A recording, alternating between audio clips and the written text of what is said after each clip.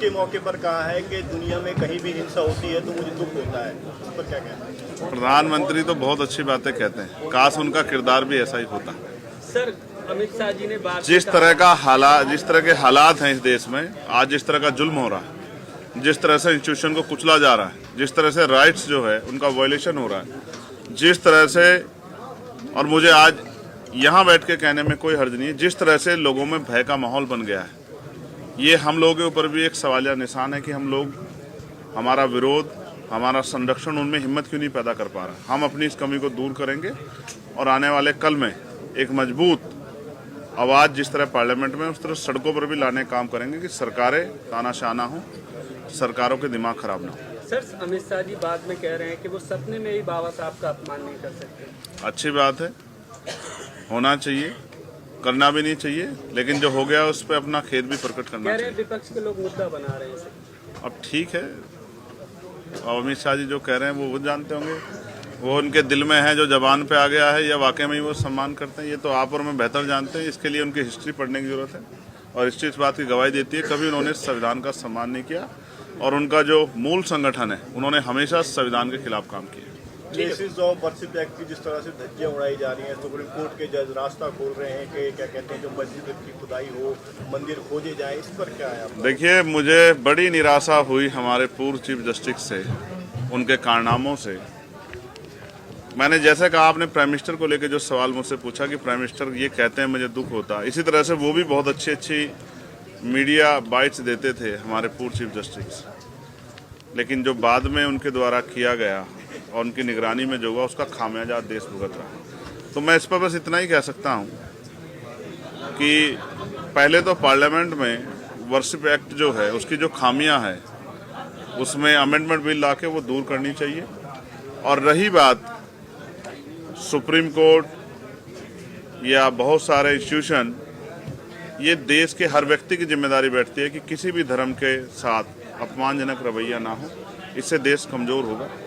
और जो सियासी साजिश की जा रही है अपने निजी फायदे के लिए, जबकि उनके बड़े लीडर्स भी कह चुके हैं कि हर मस्जिद के नीचे मंदिर मत ढूंढो, लेकिन मुझे लगता है कि आज वो उनकी सोच से भी आगे निकल गए हैं। ये माहौल उन्होंने बनाया, इसका खामियाजा भी उनको भुगतना पड़ेगा। आपको लगता है जो मोहन भागवत का बयान था वो पब्लिक स्टंट था?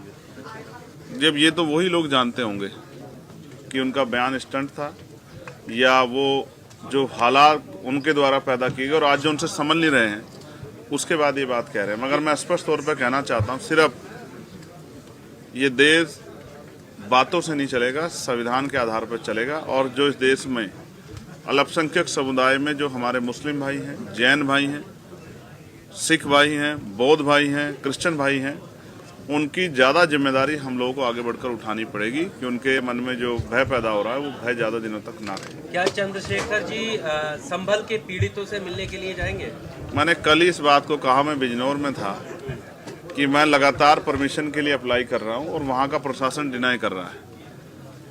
लेकिन जिस दिन मैं वहां जाऊंगा तो फिर वहां जाने के लिए बहुत लंबी लंबी कतारें लगेंगी, क्योंकि अभी तो सब किसी के मुंह से संबल नहीं निकल रहा है। कल का अगर आप मेरा प्रेस नोट ब्रीफ सुनोगे तो आपको पता लग जाएगा कि अभी मैं नहीं जा रहा हूं तो कोई नहीं जा रहा है। जिस दिन मैं जाऊंगा और मुझे परमिशन मिलेगी फिर सब लोग जाएंगे। मैं मीडिया के साथियों के लिए भी चिंता कर रहा हूँ। मैं राजीव साहब अभी चर्चा कर रहे थे कि मीडिया पे जिस तरह की पाबंदियां लग रही और मीडिया अपना काम स्वतंत्र रूप से नहीं कर पा रही है, मुझे मीडिया के साथियों की भी चिंता, क्योंकि कई पत्रकार जेल गए हैं।